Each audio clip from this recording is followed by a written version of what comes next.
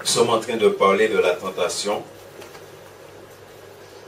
Et par la grâce de Dieu, on a déjà vu un certain nombre de choses ensemble. Et la dernière fois, nous avons commencé à parler à comment résister.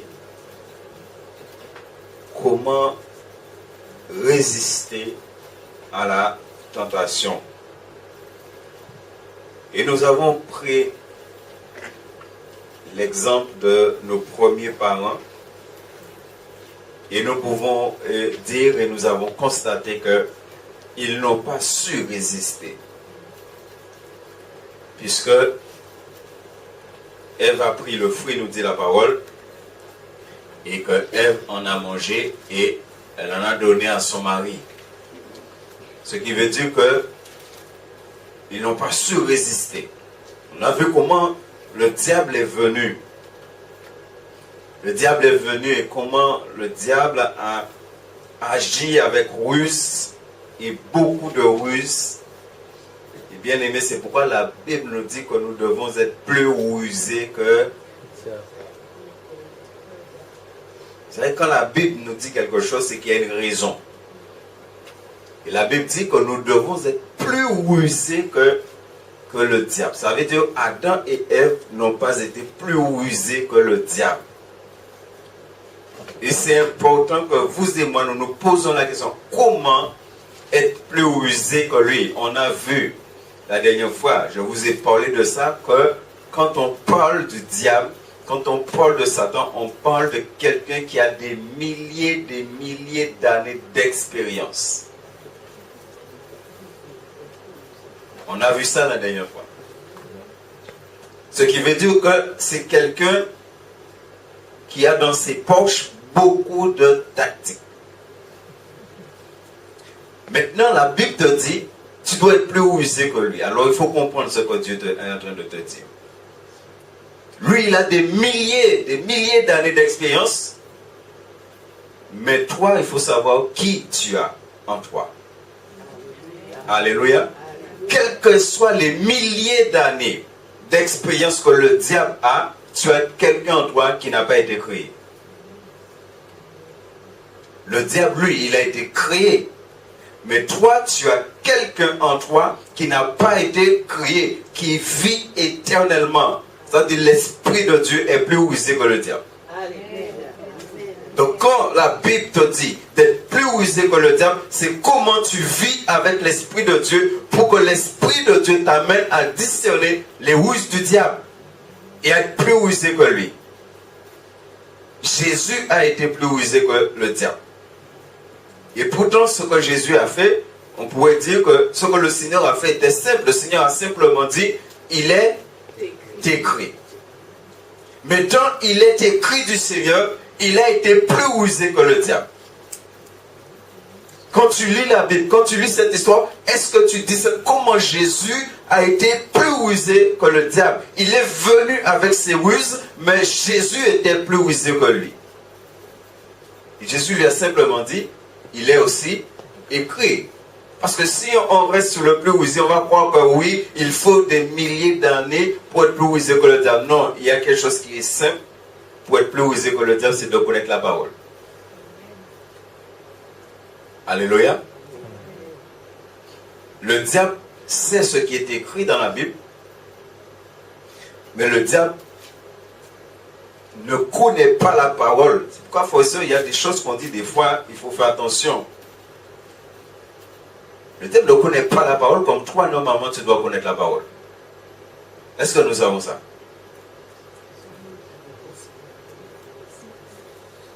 Parce que le diable n'a pas ce que toi tu as. C'est important, frères et sœurs.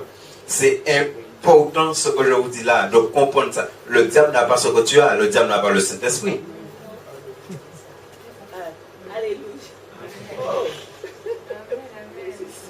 Est-ce que vous comprenez ça, bien-aimés?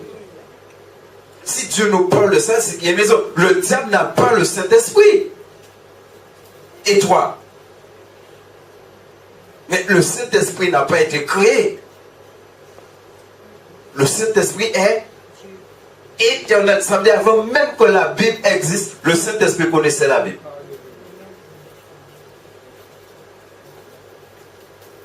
Est-ce que vous comprenez ça? C'est sûr.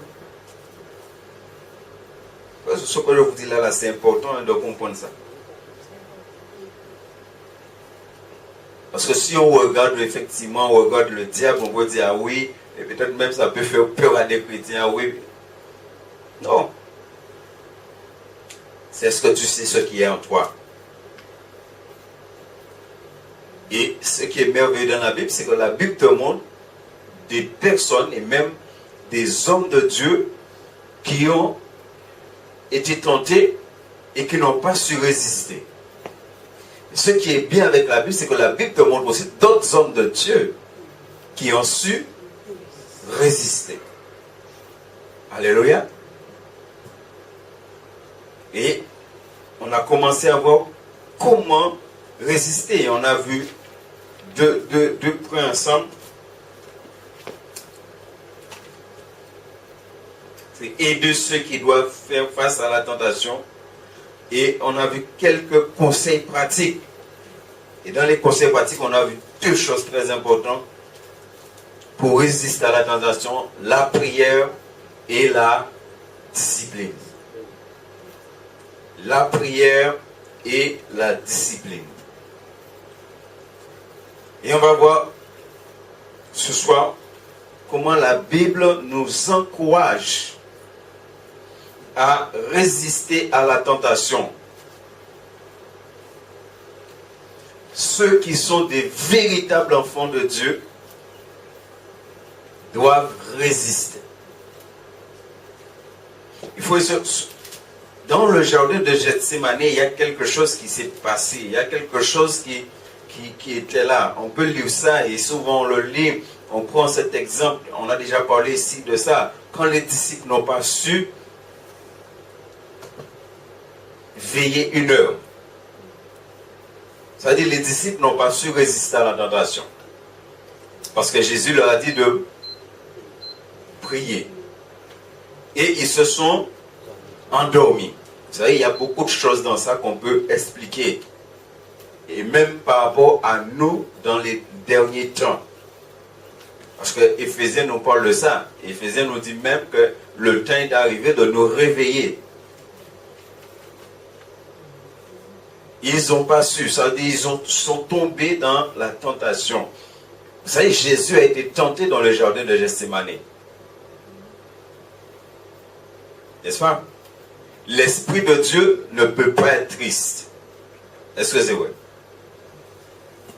L'Esprit de Dieu, le Saint-Esprit ne peut pas être triste. N'est-ce pas? Dans le jardin de Gethsémane, Jésus a été triste. Alors, qu'est-ce qui a été triste? Hein? N'est-ce pas? L'Esprit de Dieu ne peut pas être angoissé. Et Jésus a été, n'est-ce pas? L'Esprit de Dieu ne peut pas être triste jusqu'à la mort. Et Jésus a été, son âme était jusqu'à... Alors, qu'est-ce qui s'est manifesté là?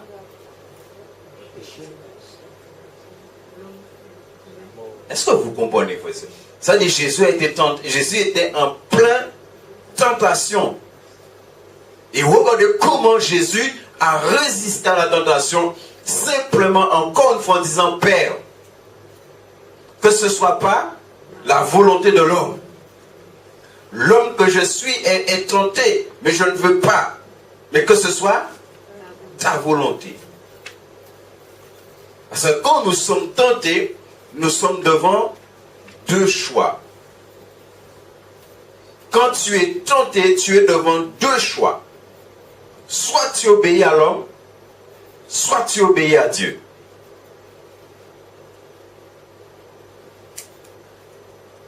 Alléluia. Et si tu obéis à l'homme, ça veut dire à ce moment-là, tu fais la volonté du monde, du diable et de la chair. Parce qu'on a vu, ce sont ces trois choses-là où il y a la tentation. Le monde, le diable et la chair. Et surtout le diable qui est présenté comme le tentateur.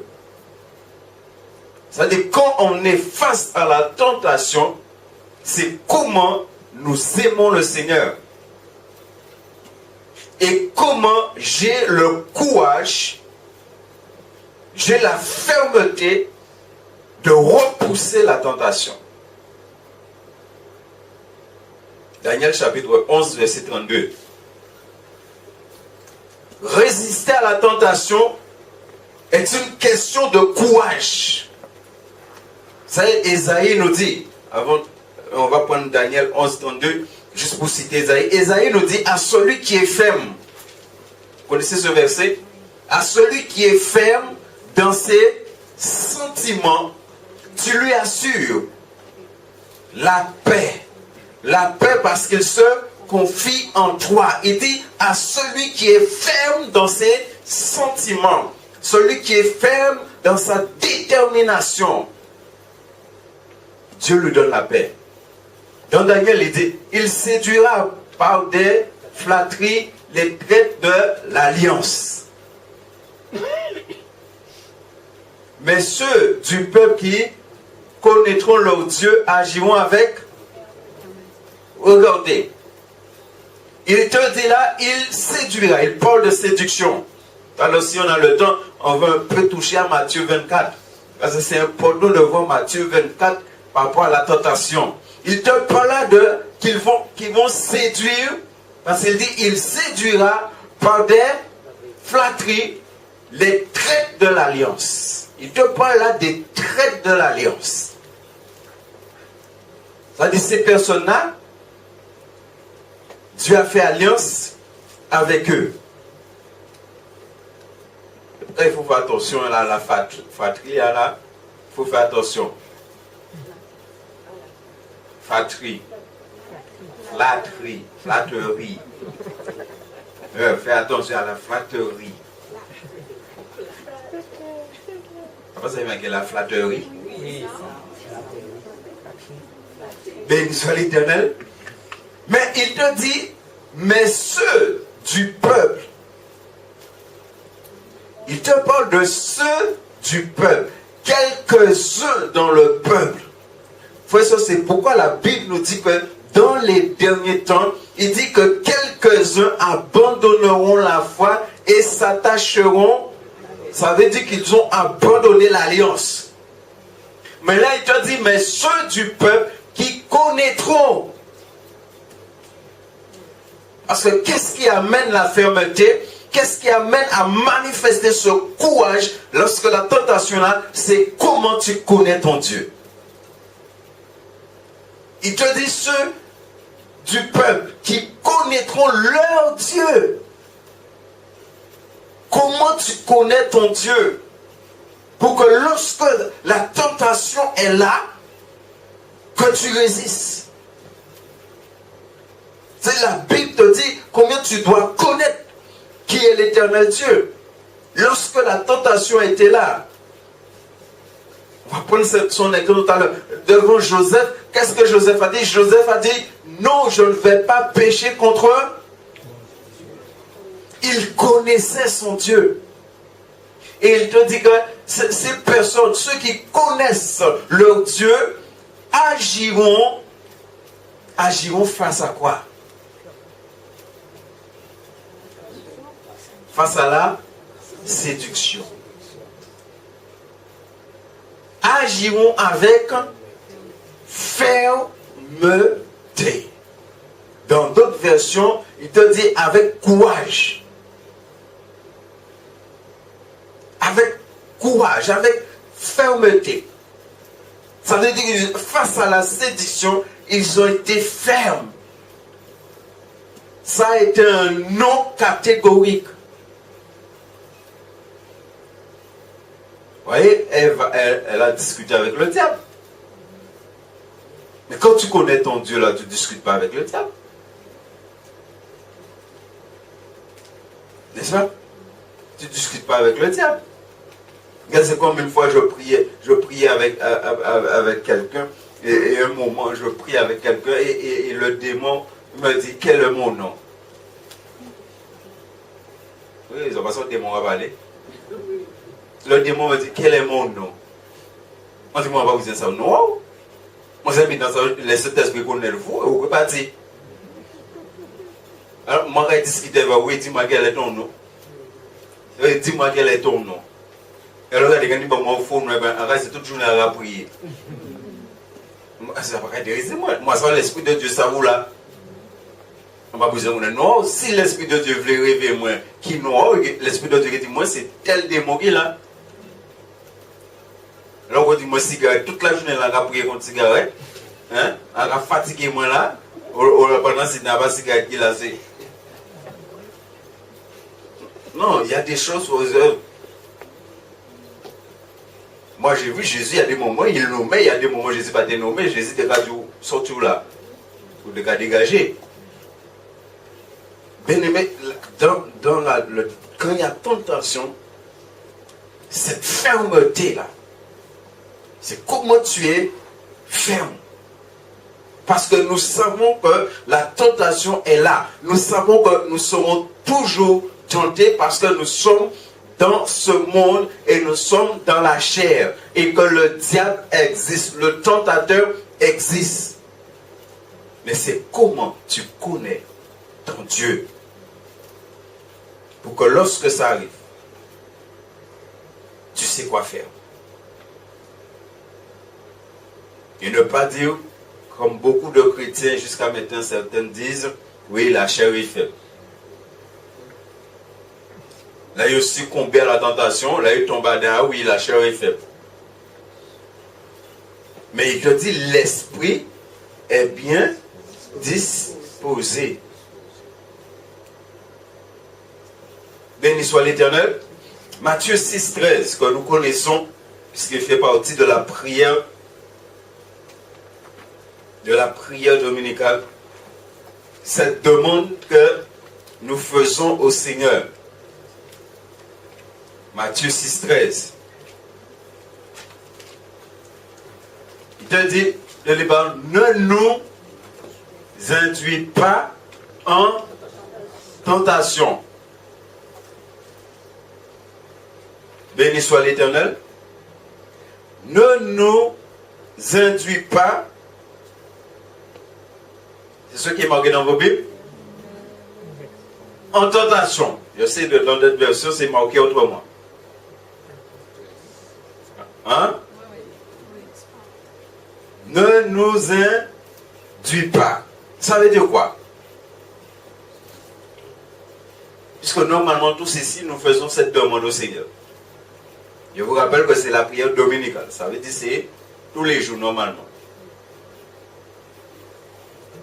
Et l'Église catholique a pris cette prière-là et puis les évangéliques ont abandonné cette prière. Mais c'est biblique. Alors, pour vous savez de quoi? Ne nous induis pas en tentation. Qui peut m'expliquer? Quand vous dites ça à Dieu, qu'est-ce que vous êtes en train de dire à Dieu?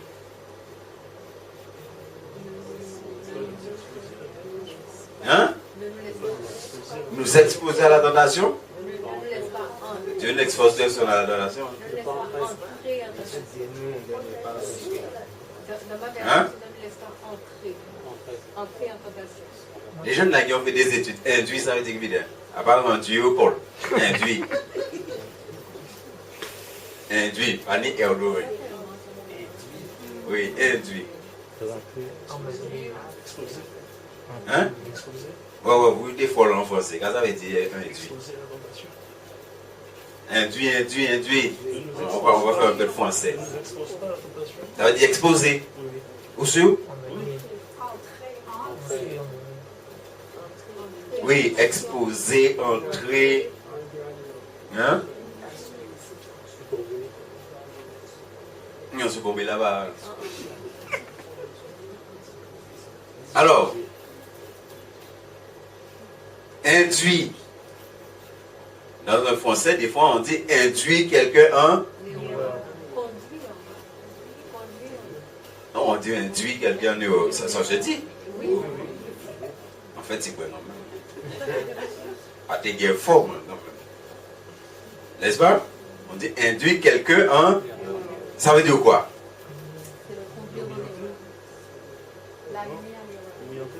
Hein?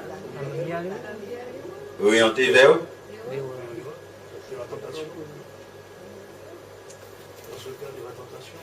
Yes. Alors, quand nous disons à Dieu, puisque ça fait partie de la prière, nous, à un moment, on dit à Seigneur, ne nous induis pas en tentation. Vous êtes en train de dire quoi à Dieu?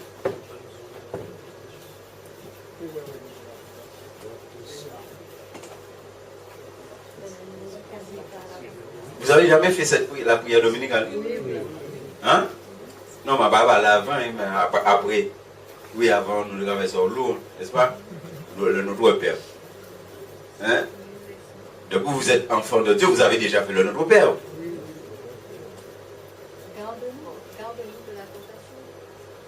Garde-nous de la tentation.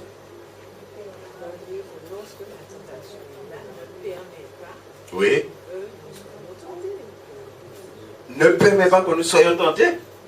Mais lorsqu'elle est là, ne permet pas qu'on fasse ce que la tentation nous suggère. Est-ce que Dieu peut permettre que je ne sois pas tenté? Non. Ah bon, il y a des choses, il faut qu'on soit clair. Hein? Parce que la Bible dit Jésus a été. Ok. Et ce que la tentation suggère, oui. je ne permets pas que nous entrions dans cette suggestion. Ne nous permet pas d'entrer en tentation. Oui, mais c'est comment j'interprète le mot entrer. Vous savez, c'est important. Hein? Nous disons ça à Dieu, mais c'est important de savoir. N'est-ce pas? Ne nous induis pas en tentation. Garde-nous de céder à la tentation. C'est ce que nous sommes en train de dire à Dieu. Parce que nous serons toujours tentés. On vit dans un monde qui est rempli de tentations. On vit dans la chair là, où la tentation est là. Vous savez, la tentation est extérieure au chrétien et la tentation aussi est à l'intérieur du chrétien. La chair est là. Vous voyez, c'est comme je vous ai pris l'exemple simple de la télé. La chair est là. Et donc on est en train de dire, Seigneur, garde-nous de céder à la tentation. Seigneur, quand la tentation vient, fais-nous grâce de résister à la tentation. Parce que la Bible nous enseigne que nous devons résister. La parole de Dieu est claire, bien-aimé, que le croyant, le véritable enfant de Dieu, doit résister à la tentation. La tentation est là, et la tentation sera toujours là. Et plus nous avançons, plus la tentation est là. Et plus la tentation est rude. Parce si on a le temps devant Matthieu 24, c'est clair. Pourquoi la Bible te dit que si Dieu n'avait pas abrégé, c'est pourquoi il y a des choses qu'on doit comprendre. Il te dit, si Dieu n'avait pas abrégé ces jours, même les élus n'auront pas pu résister. Ça veut dire que la tentation sera rude et très rude. Et pour résister là,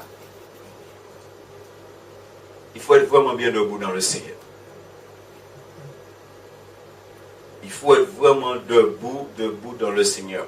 Il faut être sûr, c'est pourquoi, encore une fois, il y a quelque chose, et on doit discerner ça. Bien aimé, on doit discerner. Il y a quelque chose que Dieu est en train de faire, que l'Esprit de Dieu est en train de faire pour mettre ses enfants bien debout. Les disciples n'ont pas su. Il y avait une telle puissance des ténèbres dans le jardin de Gethsémane. Il y avait une telle puissance de ténèbres là. Jésus a mené, vous savez, c'est important de comprendre les choses. Jésus a mené un tel combat. La Bible te dit que même ce sueur là était des goumeux de. Jésus a mené un combat. dans la chair. C'est-à-dire, vous et moi, là, il y a un combat qu'on doit mener. Et puis, tu es là quand il vient red. N'est-ce pas? Mais délivre-nous du tentateur. Et on a lu la dernière fois en Corinthiens ce que Corinthiens dit. Que toute tentation est humaine. Et il te dit, Dieu a déjà préparé le moyen de... Ça dit le moyen de nous délivrer du tentateur. Mais le tentateur va venir. Et à ce moment-là, c'est comment, vis-à-vis du tentateur, tu es ferme. Comment tu es ferme vis-à-vis du tentateur? Le tentateur va venir. Et tu sais qu'il va venir parce que la Bible te dit qu'il rôde comme un lion rugissant. Mais quand il vient, comment tu es ferme vis-à-vis de lui? Comment tu lui dis? Il est écrit dans ce qu'il va te présenter comme tentation. Car c'est à toi qu'appartiennent dans tous les siècles le règne, la puissance et la gloire. Bien aimé, dans la tentation, c'est comment tu crois en ton Dieu, comment tu aimes ton Dieu. Il ne faut pas comprendre que la fermeté, c'est quelque chose qui vient comme ça. C'est pourquoi on a parlé tout à l'heure là de connaître Dieu. Ceux qui connaissaient leur Dieu, ce sont ceux-là qui ont été fermes. La dernière fois, on a vu le chapitre 1 de Daniel. On nous dit que Daniel a résolu dans son cœur. Il a pris une résolution dans son cœur de ne pas manger les mets du roi. Parce que les mets du roi, ce n'était pas bon. Ça a été une décision dans son cœur. Ça veut dire, dans son cœur, il était ferme qu'il devait se garder. Il devait se purifier. Il devait se sanctifier. Il n'a pas voulu se souiller. Vous savez, là où les chrétiens, des fois, peuvent être piégés et se font piéger, c'est dans les raisonnements. Daniel aurait pu dire, ah mais c'est manger, c'est boire, ça va. Vous voyez, des fois, comme on entend des chrétiens, il y a des choses, ils raisonnent. Ah mais c'est manger, c'est boire. Tout est sanctifié par la prière. Nous, ben Adam. Non, il te dit, Daniel a pris une résolution. Et il n'a pas voulu se souiller. Frères et sœurs, ce n'est pas quand les choses vont arriver qu'on doit prendre des résolutions. Dès maintenant, là, vous et moi, nous devons prendre des résolutions. Là, on a déjà parlé de ça. On va parler de ça. Et un jour, si Dieu permet, on va parler en détail de ça, les 666 là. Est-ce que tu attends que ça arrive vraiment? Parce que c'est déjà là. Hein? C'est déjà là. Est-ce que tu attends quand les choses vont arriver pour prendre une résolution dans ton cœur? Ou bien dès maintenant, tu as déjà pris une résolution. Et quand ça va arriver, tu vas être ferme vis-à-vis de la décision que tu as prise dans ton cœur. C'est-à-dire de ne pas te souiller avec les 666. Béni soit l'Éternel. Quand la tentation arrive, quand nous sommes tentés, que Dieu nous donne la force de résister. Donner la force de résister, ça veut dire manifester notre amour envers le Seigneur. C'est ce que nous sommes en train de dire à Dieu. Seigneur, quand ça va arriver? C'est comme moi, depuis des années, je prie, je dis, Seigneur, si un jour je dois mourir pour toi, donne-moi la force de mourir. D'être tué pour toi. Moi, ça fait des années que je prie comme ça. Je ne le sais pas. Mais la Bible te dit qu'il y en a qui vont périr par l'épée. La Bible est claire. Si je dois aller en prison pour toi, Seigneur, donne-moi la force d'accepter. Maintenant, là, il y a une façon qu'on doit prier parce qu'on sait que les choses vont venir. On sait qu'il y a un certain nombre de choses qui sont là. Et ces choses-là sont là. Ils seront des tentations pour les chrétiens.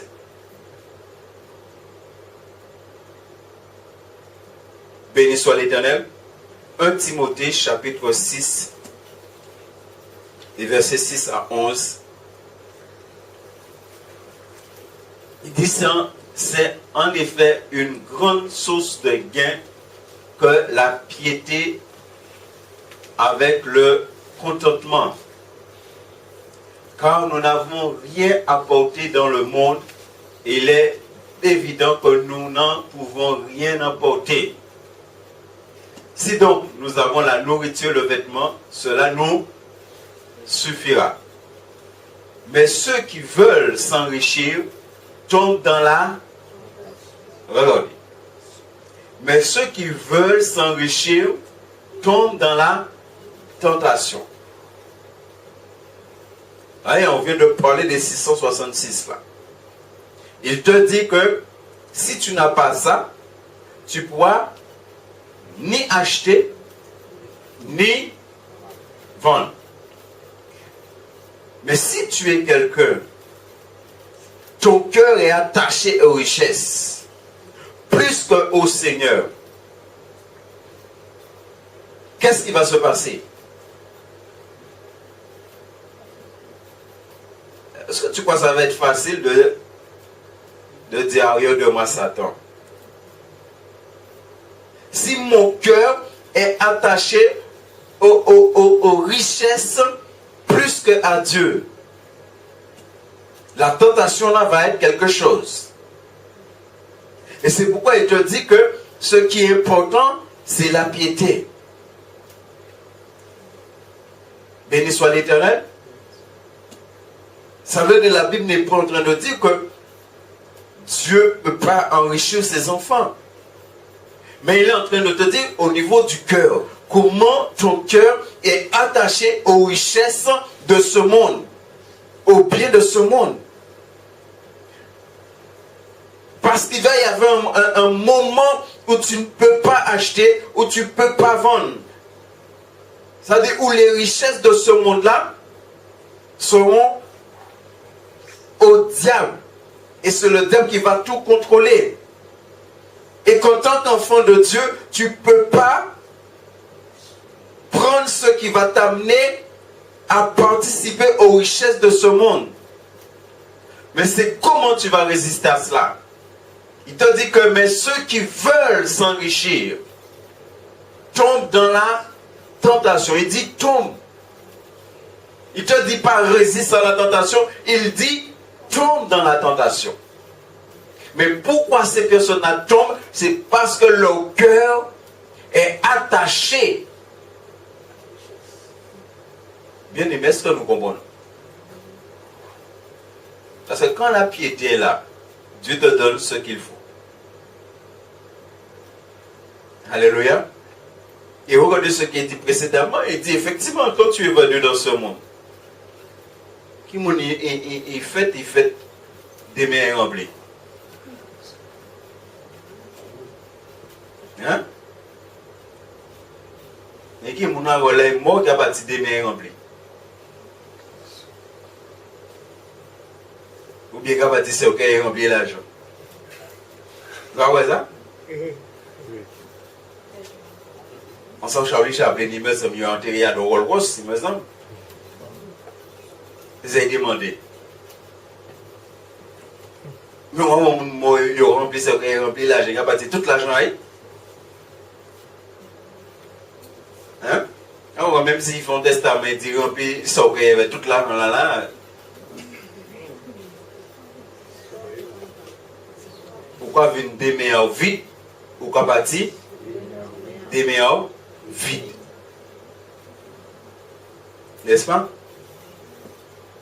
C'est pourquoi la Bible dit à quoi sert-il un homme de gagner tout le bien de ce monde et de perdre son âme. Et regardez ce qu'il dit. Il tombe dans la tentation, dans le piège et dans beaucoup de désirs insensés et pernicieux qui plongent les hommes dans la ruine et la perdition. Verset 10. Car l'amour de l'argent est une racine de tous les maux. Et quelques-uns en étant, ce sont langue de quoi? Si on était resté sur le verset 9, on aurait pu dire, ah oui, mais là, il parle des gens du monde, ceci, ça, c'est pour le monde, c'est pas pour nous. Mais regardez ce qu'il dit. Étant possédés, se sont égarés loin de la foi. Ça veut dire qu'ils ont été tentés, ils sont tombés dans la tentation, et la tentation, le fait qu'ils sont tombés dedans, ça les a éloignés de la foi. C'est-à-dire qu'ils n'ont pas su résister. Et s'ils se sont éloignés de la foi, là il parle de véritables enfants de Dieu. Il dit, ils se sont jetés eux-mêmes dans bien des... Est-ce qu'on se rend compte de ça, bien-aimé? C'est pourquoi c'est terrible. Hein?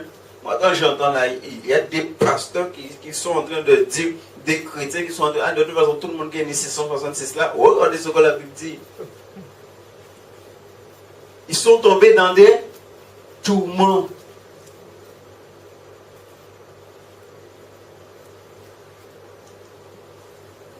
Verset 11. Pour toi, homme de Dieu. Regardez maintenant ce que le Seigneur nous dit. C'est pourquoi, bien-aimés, ce sont les véritables enfants de Dieu qui résistent à la tentation. Les véritables enfants de Dieu résistent à la tentation. Les véritables enfants de Dieu vont être tentés, mais la tentation n'aura pas raison d'eux. Il te dit, pour toi, homme de Dieu, fuis ces choses. Alléluia. Mais quand il dit fuis ces choses-là, ça dit, il te dit fuis ce qui peut être pour toi la tentation. Ce qui peut être une tentation. Fuis ces choses-là. Fuis-le. Et recherche la justice, la piété, la foi, la charité, la patience, la douceur. Quand tu as ces choses-là, qu'est-ce que Dieu ne peut pas te donner? Hein?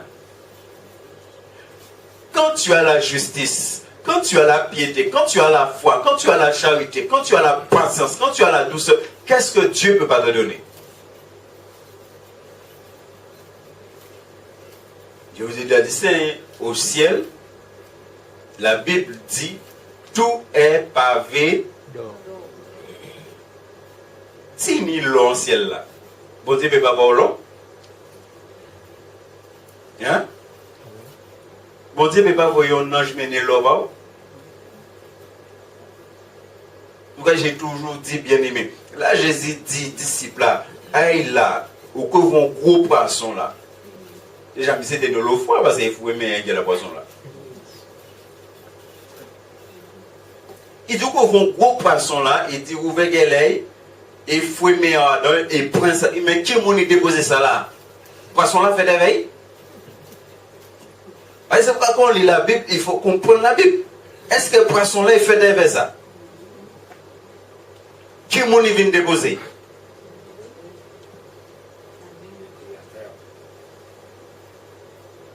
Et quand il trouvait avec la poisson là? Il a payé un pour éveil. N'est-ce pas? Et Dieu ne peut pas faire la même chose pour nous. Il dit tout est pavé d'or. Quand on ne parle même pas les ouïes, toutes les pierres précieuses qu'il y a au ciel. Béni soit l'Éternel. Vous savez, il y a des églises en plein culte. Ça, c'est déjà produit, hein, de l'or est tombé. Mais c'est comment nous aimons le Seigneur. Quand tu as la justice, quand tu as la piété, quand tu as la foi, la charité, la patience, Dieu dispose du royaume en ta faveur.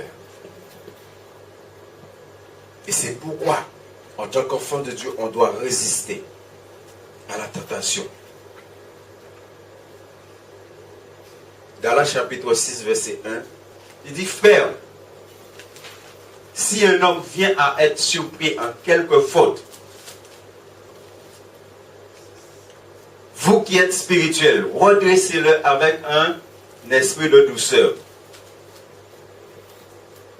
Béni soit l'Éternel. Mais il te dit, prends garde à toi-même. Prends garde à toi-même de peur que tu ne sois aussi. Vous savez, il y a beaucoup de chrétiens qui se font piéger comme ça.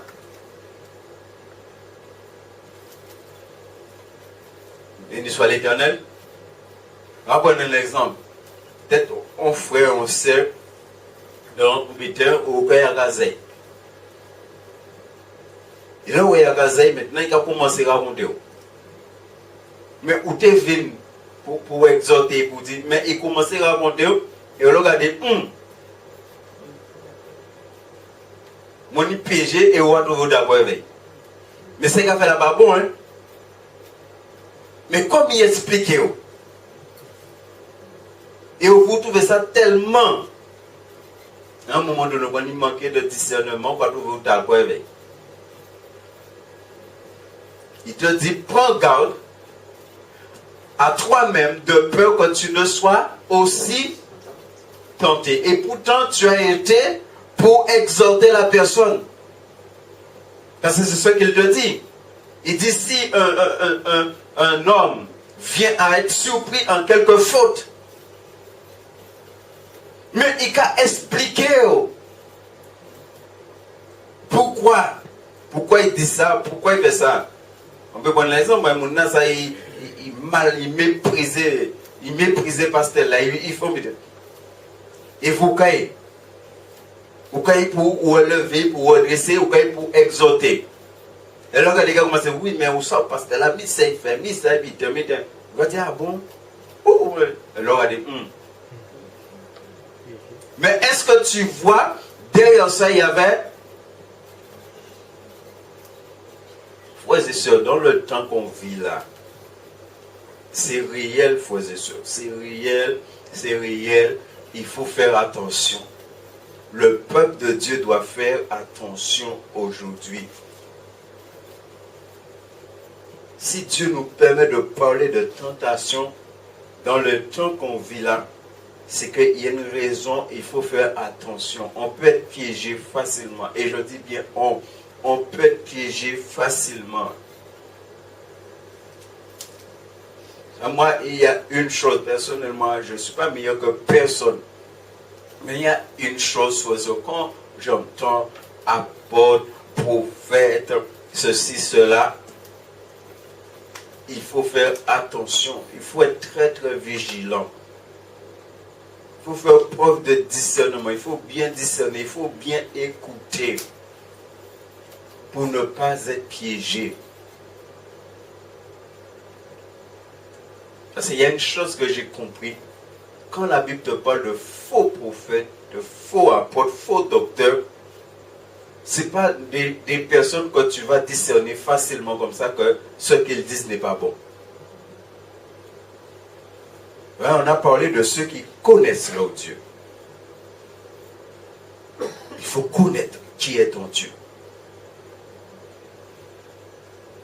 Ça veut dire que même là, la Bible te dit que si quelqu'un a commis des fautes, a commis des péchés, et que toi, et regardez bien, il dit vous qui êtes spirituels.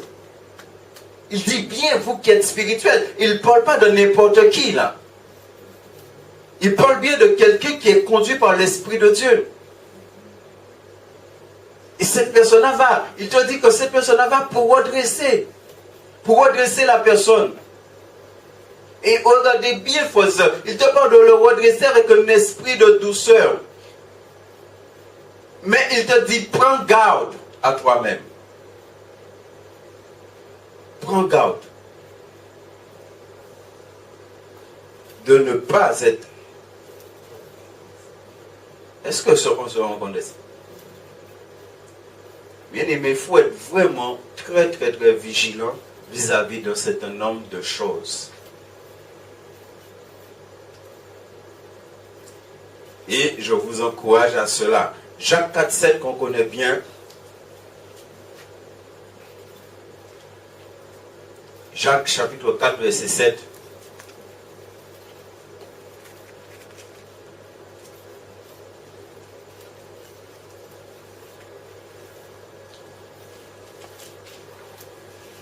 On est en train de parler que comment la Bible nous encourage à résister à la tentation et de voir comment on doit résister. Là, on vient de parler que quelqu'un a commis des fautes, tu vas redresser la personne, mais la personne peut te dire des choses, tu dois résister pour ne pas tomber dans la tentation. Et maintenant, là, regardez, et ça, c'est la clé, vraiment la clé pour résister à la tentation. Il dit, soumettez-vous donc à résister au diable. Et il fuira, on peut dire, résister au tentateur. Et le tentateur fuira loin de vous. Mais pour résister, il te dit de te... Ça veut dire que ce sont ceux qui sont pleinement soumis à Dieu qui peuvent résister. Et cela nous ramène encore à Jésus dans le jardin de Gethsémane. Pourquoi il a résisté?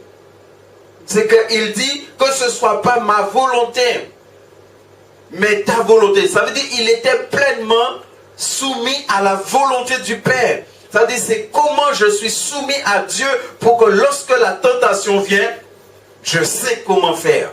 Je sais comment résister. Je manifeste telle soumission à l'autorité de Dieu. Il y a une telle autorité de Dieu sur ma vie. Là, il n'y a pas longtemps, on a parlé de l'autorité ici. Mais il y a une telle autorité de Dieu sur ma vie que lorsque le tentateur vient, je ne peux que résister. Ça veut dire que vous et moi, nous devons voir comment nous sommes soumis à Dieu. Et qui dit soumettez-vous donc à Dieu, c'est soumettez-vous donc à la parole de Dieu. Parce qu'il n'y a pas de différence entre Dieu et sa parole. Jean chapitre 1. Au commencement était, n'est-ce pas? Soumettez-vous donc à Dieu. Comment mon esprit, comment mon âme, comment mon corps est soumis? On a parlé de discipline la dernière fois. Comment je vis cette vie de discipline par soumission à mon Dieu? Et Paul a dit, de peur que moi, après avoir prêché l'évangile aux autres, je ne sois disqualifié. C'est comment je manifeste cette vie de soumission. Il faut que dès maintenant, nous devons voir comment nous sommes soumis à Dieu. Comment mon être tout entier est soumis au Seigneur. Comment je vis cette vie de soumission? Comment je suis soumis à l'Esprit de Dieu? Quand le Saint-Esprit me parle, comment j'obéis? Parce que si nous ne vivons pas cette vie de soumission, quand les choses vont venir, comment allons-nous résister? Là, la parole nous donne la clé là. Pour résister au diable, il faut être soumis à Dieu. Ça veut dire que Dieu doit avoir cette autorité. C'est pourquoi c'est vraiment on pourrait parler de mystère dans le jardin d'Éden. Quand on sait que Adam et Ève étaient parfaits, normalement Adam et Ève devaient être dans une plus grande dimension de soumission à ce que Dieu a dit. Et pourtant on a vu que le diable a simplement dit à Ève, mais Dieu sait que le jour que vous allez en manger, et tout de suite on nous dit que Ève a vu que le fruit était. Mais c'est comment Ève devait se soumettre à ce que Dieu a dit pour résister. et ne pas voir que ce que le diable présente, c'est une bonne chose.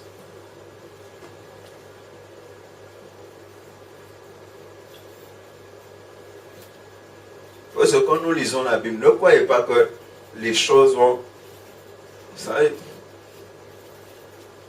que les choses vont être faciles. Et c'est pourquoi Dieu nous permet d'entendre sa parole, c'est pour que nous puissions nous examiner à la lumière de ce que la parole de Dieu nous dit.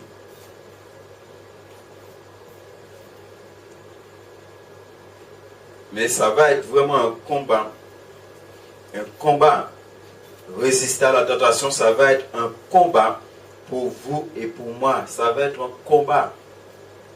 Et on doit sortir de ce combat. Alléluia.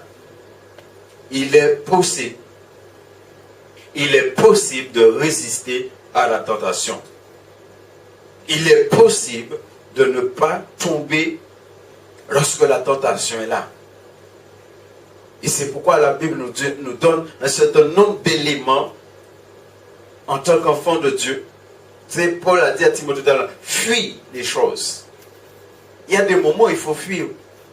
Il y a eu des moments où Jésus est resté là. Mais il y a eu des moments où Jésus il n'est pas resté là.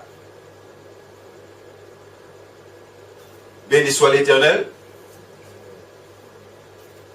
Et le Seigneur Jésus, oui, dans Matthieu chapitre 4, le Seigneur Jésus, il a résisté. Il a résisté à la tentation. Et si vous regardez bien, regardez comment le diable va essayer, ce que le diable a fait avec Adam et Ève, comment le diable va essayer la même chose avec Jésus. Comment le diable va essayer de travailler Jésus. On nous dit qu'il l'emmène sur une montagne et il lui montre. Il lui montre tous les royaumes. Tous les royaumes. Vous vous rendez compte, il lui a montré tous les royaumes. Ça, il y a beaucoup de choses dans ça. Parce qu'il te dit que le diable a montré au Seigneur. Le Seigneur ne connaissait pas tous les royaumes de la terre.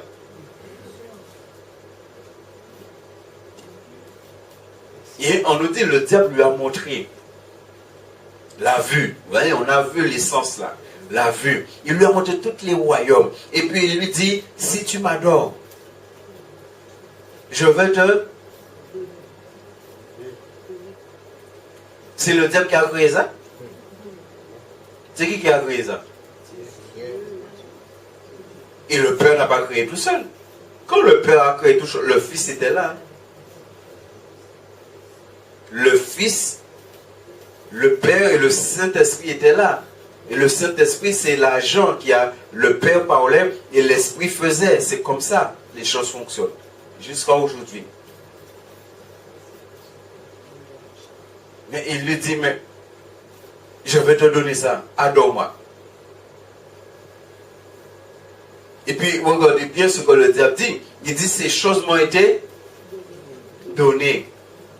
Mais qui lui a donné ces choses? Et qui a donné à Adam ces choses? C'est-à-dire avec ce que Jésus lui-même a créé, il veut pléger Jésus avec ça. Parce que c'est Jésus, le Père et le Fils qui ont donné à Adam tous les royaumes de la terre. Et Adam a donné les royaumes de la terre au diable. Et maintenant le diable vient et il dit à Jésus, je vais te donner. Mais ouvrez pas Jésus, ça quitte à Jésus.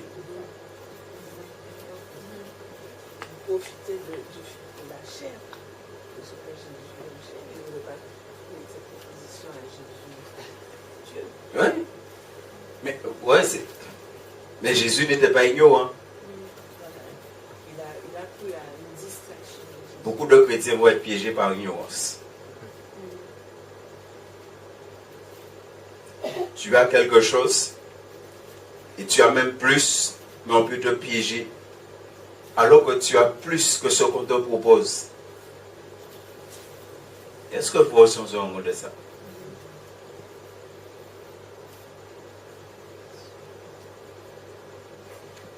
Ces derniers mois, j'étais en train de réfléchir sur quelque chose. La chose que l'homme a le plus peur, c'est quoi?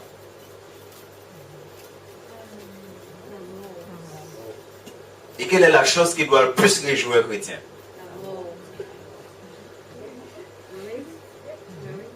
Non, est-ce que vous comprenez? Moi, c'est pourquoi je vous dis, il faut prendre le temps de méditer avec le Seigneur. Dernièrement, j'étais là en train de méditer sur ça. Qu'est-ce que l'homme a le plus peur? C'est la mort. Et qu'est-ce qui doit le plus réjouir un chrétien?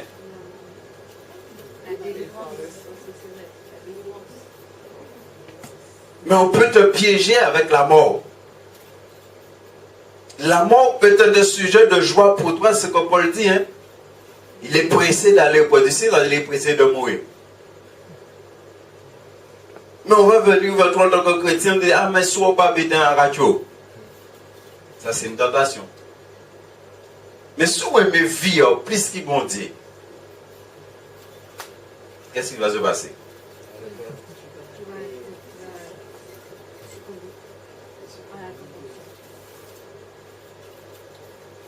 Béni soit l'Éternel. Dans Genèse chapitre 39, Joseph a su résister à la tentation. Nous voyons ça dans le verset 7 et 8. Joseph a su résister à la tentation de ce que la femme lui proposait. Mais cette femme-là, quand on regarde, ce n'est pas n'importe quelle femme. C'est la femme-là représente beaucoup de choses. Il ne faut pas voir simplement une femme dans ce qui s'est passé ici avec Joseph. Il faut voir que le diable, le tentateur, il ne te tente pas avec n'importe quoi. Parce que cette femme-là, elle était vraiment belle, elle était attirante. Certainement, de ce que des fois on voit à la télé, il était en forme. C'est-à-dire le diable n'a pas envoyé n'importe qui pour tenter Joseph. Le diable ne donne pas n'importe qui. Il faut comprendre, frères et sœurs.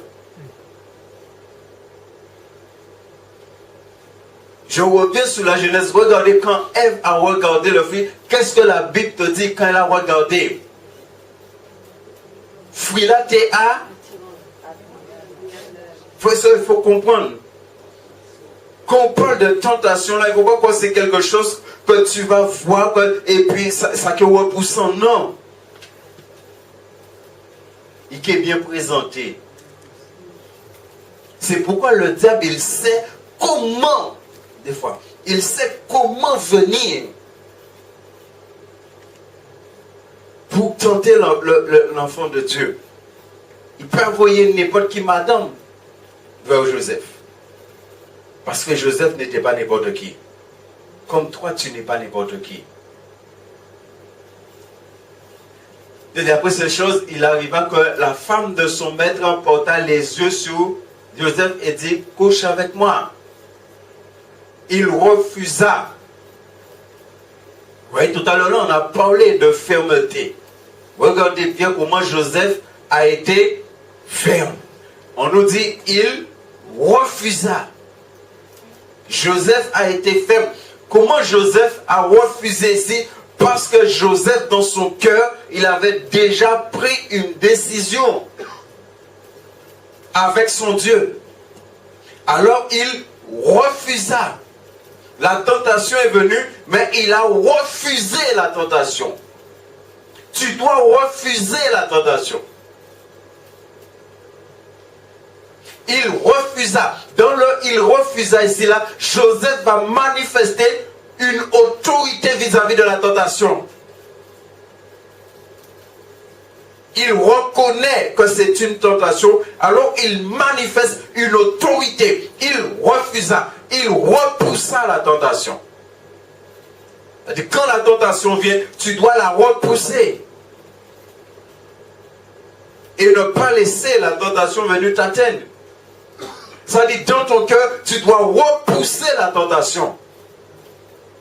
Mais ne pas laisser la tentation entrer dans ton... Bien aimé, quand ça descend dans le cœur là, c'est pas nous laisser descendre.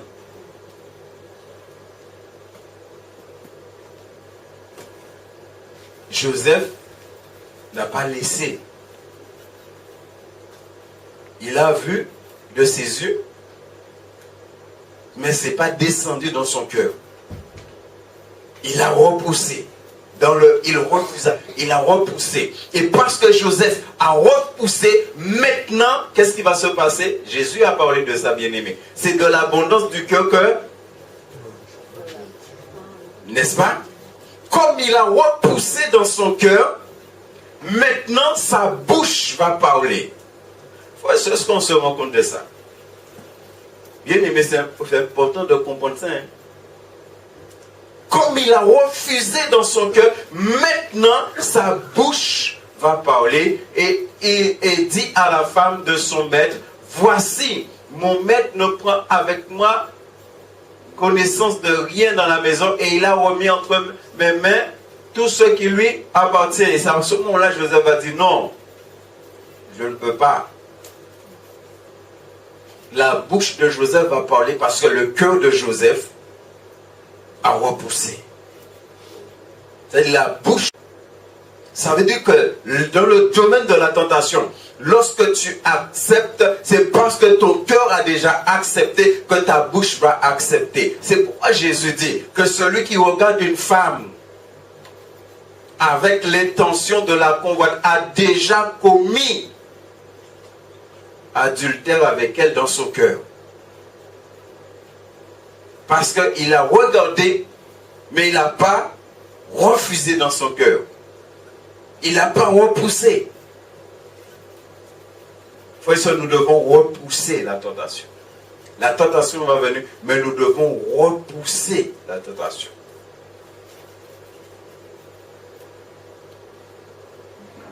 C'est l'histoire de Job aussi. Nous dit comment Job, dans toutes ces choses, Job n'a pas péché. C'est-à-dire, quand on lit l'histoire de Job,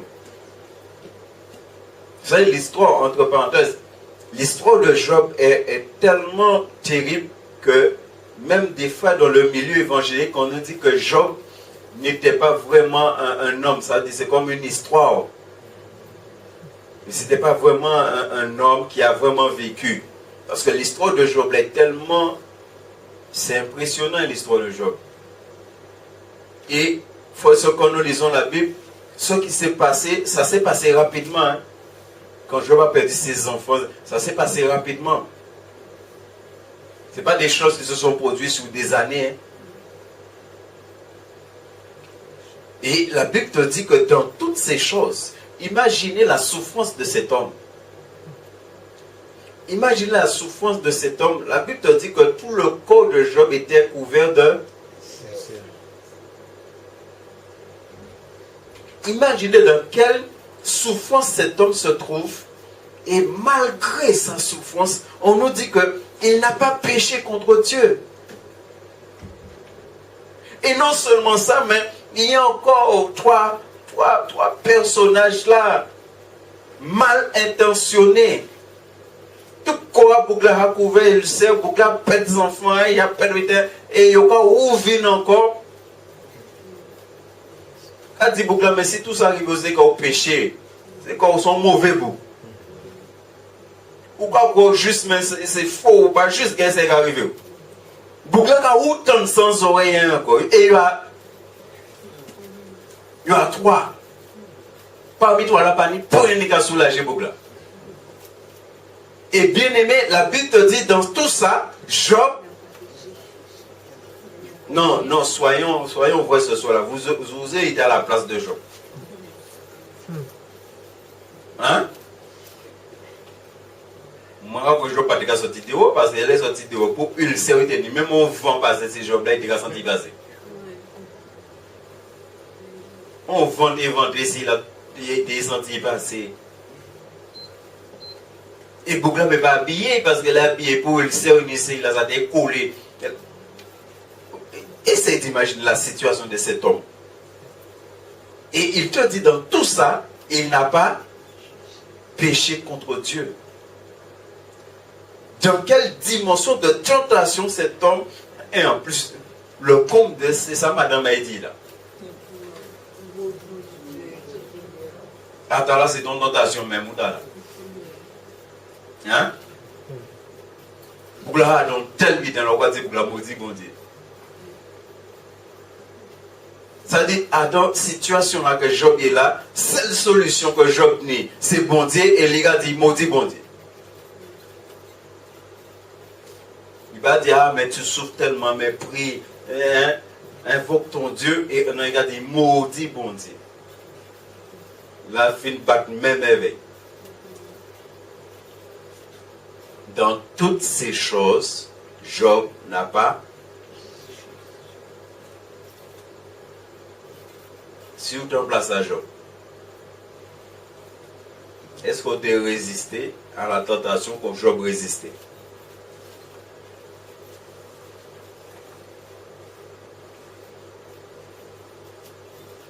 Pour conclure, Apocalypse chapitre 7, on va prendre ce passage. Et c'est pourquoi j'ai parlé de Job là, Apocalypse chapitre 7, verset 13 jusqu'à 17. Il dit, et l'un des vieillards prit la parole et me dit, ceux qui sont revêtus de robes blanches, qui sont-ils? Et d'où sont-ils venus? Je lui dis, mon Seigneur, tu le sais. Et il me dit, ce sont ceux qui viennent de la grande tribulation. Vous tenez bien, frères et sœurs. Il dit que ce sont ceux qui viennent de la grande tribulation. Vous connaissez la grande tribulation? On a fait croire à beaucoup de chrétiens que l'église ne sera plus là. Alors maintenant, beaucoup de chrétiens se réjouissent parce que l'église ne sera plus là. Hein? Ok. Ils ont lavé leurs robes et ils les ont dans... Remarquez bien. Il dit que ce sont ceux qui viennent de la grande tribulation. Et il te dit que ces personnes-là ont lavé leurs robes et ils les ont blanchis dans le sang de l'agneau. C'est pour cela qu'ils sont devant... Regardez bien aimé. Qu'est-ce qui fait que ces personnes-là étaient devant le trône? Mais qu'est-ce que ça signifie laver leur robe et blanchir leur robe dans le sang de l'agneau? Est-ce qu'on se rend compte de ça? Mais ils viennent de la grande tribulation. Ces personnes. Ce qui veut dire que pendant la grande tribulation, ces personnes-là ont gardé leur robe. Si ces personnes ont gardé leur robe blanche, ça veut dire que ces personnes, pendant la grande tribulation, par rapport à la tentation, ces personnes-là ont su résister. Et c'est parce que ces personnes ont résisté que leurs robes sont blanches. Et que maintenant, ces personnes se trouvent devant le trône de Dieu et le servent jour et nuit dans son temple. Celui qui est assis sur le trône dressera sa tente sur eux. Verset 16. Ils n'auront plus faim, ils n'auront plus soif, et le soleil ne les frappera point, ni aucune. Verset 17. Car l'agneau qui est au milieu du trône les et les aux sources des odeurs, et Dieu essuiera. Béni soit l'Éternel. Est-ce que nous voulons faire partie de ces personnes? Si tu veux faire partie de ces personnes, tu dois résister à la tentation. Tu dois résister aux tentations. Il te parle là de ceux qui viennent de la grande tribulation. Ce n'est pas n'importe qui. La grande tribulation, c'est synonyme de beaucoup de tentations. où les chrétiens vont tenter d'abandonner le Seigneur, de renier le Seigneur. Ça, c'est une tentation terrible, frères et sœurs. Renier le Seigneur. Vous savez, Pierre a été tenté dans ce sens. Quand la femme est venue lui parler là, il a été tenté et il est tombé dans la tentation. Mais ça, c'est avant la Pentecôte. C'est avant la Pentecôte que ça s'est passé. Après la Pentecôte, c'est plus le même Pierre. Ça veut dire que si nous voulons être au ciel avec Dieu, on doit résister. On doit résister à toute forme de tentation. On doit refuser, on doit combattre. Frères et sœurs, vous et moi, nous sommes et nous devons combattre les tentations parce qu'on sait que c'est là.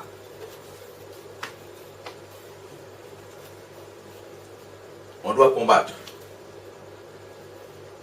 Et je vous encourage à combattre.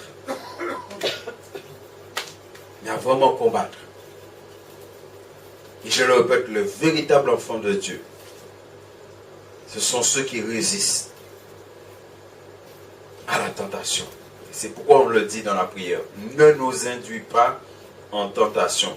Garde-nous de céder à la tentation.